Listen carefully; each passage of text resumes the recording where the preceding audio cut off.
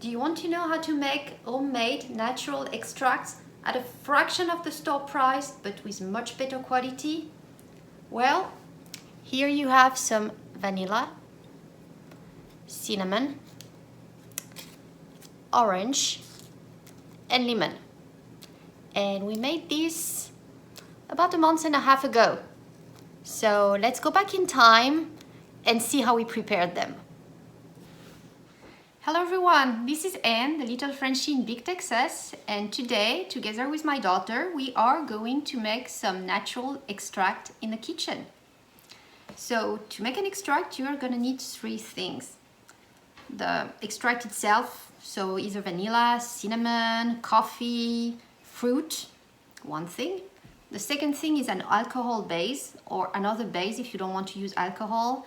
And the third thing that to me is very important is patience, because it's not going to be made overnight. You're going to have to let it rest, sit in a closet in a darker area, shake it, and it's going to take time to infuse. So today we are going to work on three different extracts. The first one will be vanilla. So I have my vanilla beans here. The second one will be cinnamon. Here is my cinnamon.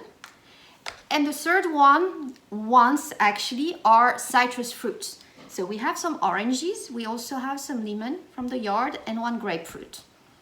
So we're gonna work on this. And as a base, I am going to use some vodka. Why vodka?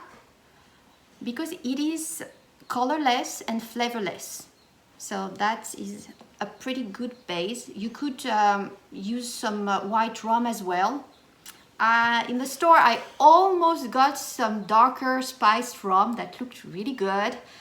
I thought that would go very well with the vanilla beans, especially if you add a tiny bit of sugar cane, but then it becomes something else than an extract. It's more a nice alcohol to drink. So this is gonna be for another recipe. Here we are working on extract and we're gonna work on vodka. This is not an expensive bottle, about $12 at the store. You can get a nicer one if you would like, but that should work.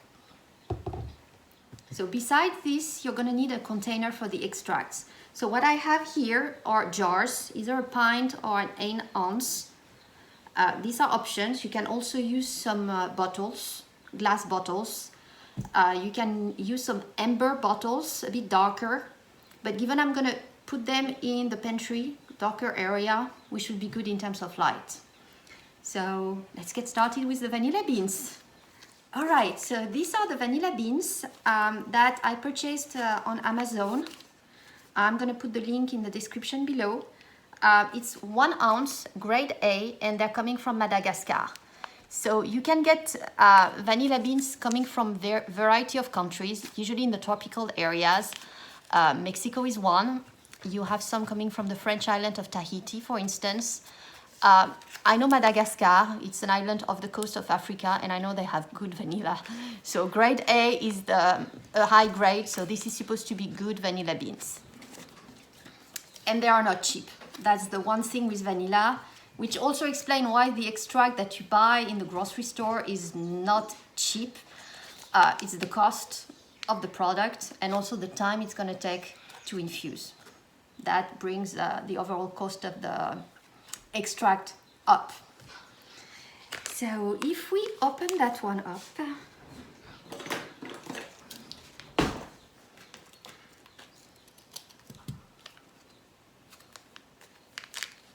it's extremely well packaged, sous vide, pretty well done. Wow, the smell is so nice. So here is my vanilla bean, my vanilla stick. So what we're gonna do here for vanilla, we're gonna cut this vanilla. So what I want to do here is cut the lengths of the vanilla and not fully cut it, but just open it up because the beans are inside. So you want the alcohol to get inside and actually touch the beans. So cutting the beans here, it actually ended up easier for me to first cut them in half, because you're gonna have to cut them in half anyway to fit in the jars, and then cut the length and open them up just like that, and you can see the beans inside, and that's where you want the vodka to soak in and it will get all the flavor. So I'm gonna put 1.5 bean in the 8 ounces, so that's gonna be 3 of my little halves, and twice as much, so 6 halves in the pint jar.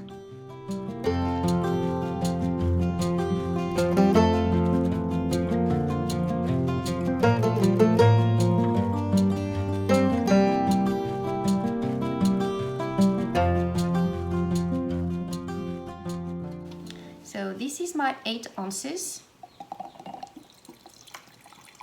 We're gonna fill it up almost to the top, but not fully. We want to leave a bit of space, just because we're gonna have to shake it. So this is my first one, and then the second one here.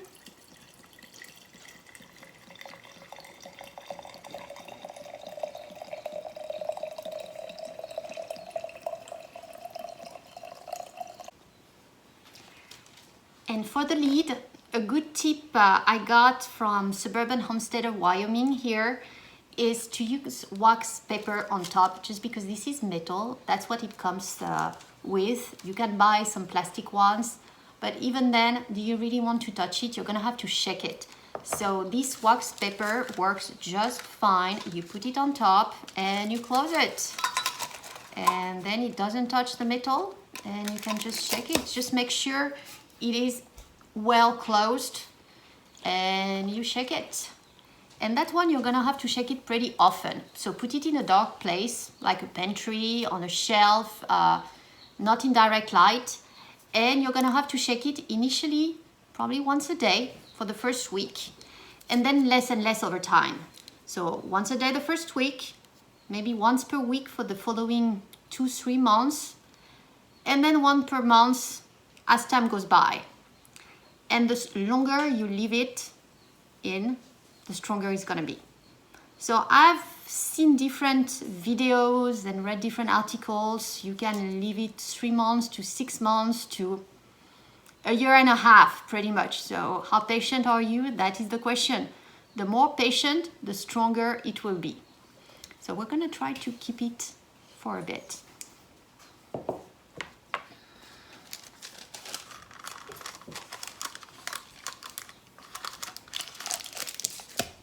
So I'm doing the same thing here with my pint. I have my wax paper. I seal it pretty strong, and then you can shake it. Shake, shake, shake. It should not leak, and we're gonna have to shake it quite often, so it's better not leaked.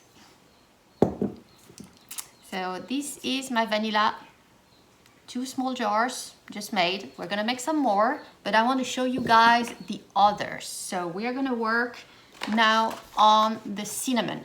So this is a cinnamon I purchased off Amazon. It is from Ceylon. I will put the link in the description of the video below. This is my stick. So I am going to cut it in half, just like that, and put it in the small jar. And you probably need to put more than just 1 stick. Oops, this one tough. So we're gonna put a few. So here I have 2 sticks. Oops, and I'm gonna add 2 more. So this is 6 half, so 3 cinnamon sticks in total, and I'm gonna fill it up with vodka.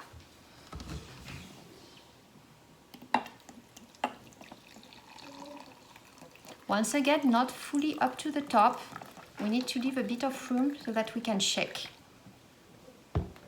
And same process here. I'm gonna use some wax paper to cover the lid here so that the metal does not touch. And we want to seal it well so that it doesn't leak when we shake it. So there it is, and we can shake it, and we're gonna put it on the shelf as well, in the pantry, not in direct sunlight. and that one should be a bit faster than the vanilla. So I would do the same for shaking every day for the first week, then every week for the coming 2-3 months, and taste it after 3 months. See how you like it. Maybe you want it stronger and you give it another 3 months, and then you try it again, and in the meantime you shake it every month. So the next one we're gonna work on is my little oranges, my mandarine, and here we are going to use the zest. So for that I am gonna use that peeler and pretty much peel the zest off this orange. So we're gonna peel the orange. As you see here, what we want is the zest.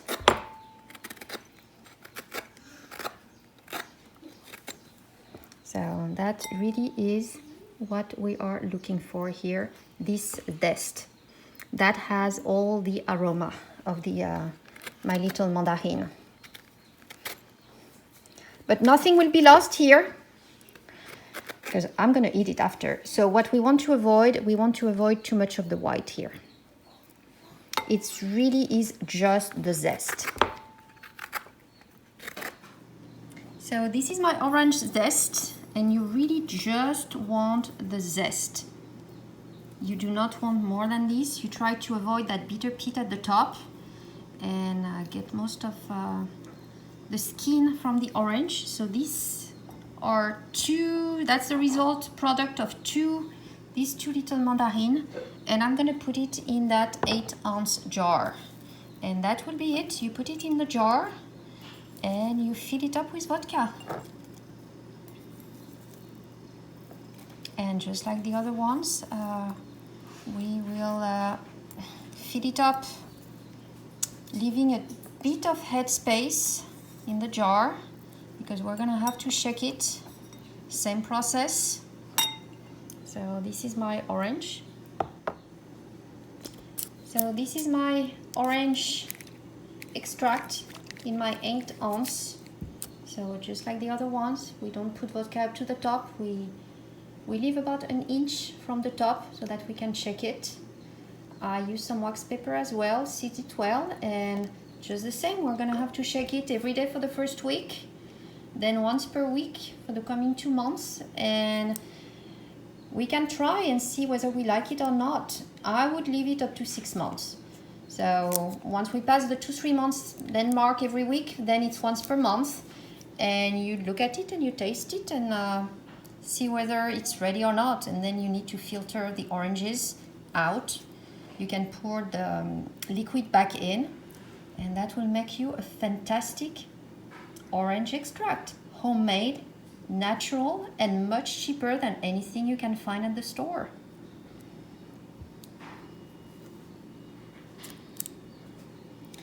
So let's get going now with some lemons from the yard. We're gonna do the same. We're gonna peel off this lemon here with that peeler, and just like the oranges, use the zest and the zest only, and put it in a pint jar or in a smaller jar.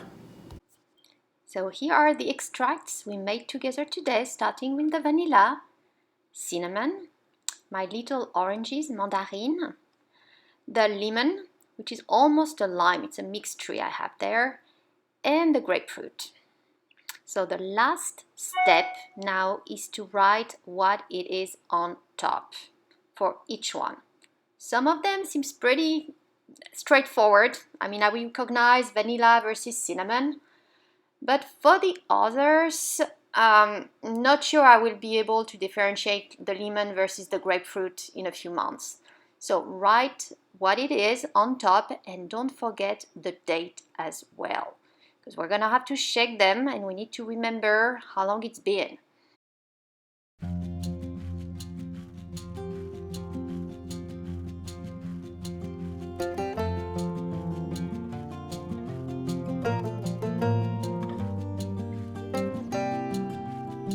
So if you enjoyed this movie, please give it a thumbs up, subscribe to the channel, and post a comment. Share your experience. Do you do it differently? Have you tried it before? Looking forward to your comments, and thank you for watching.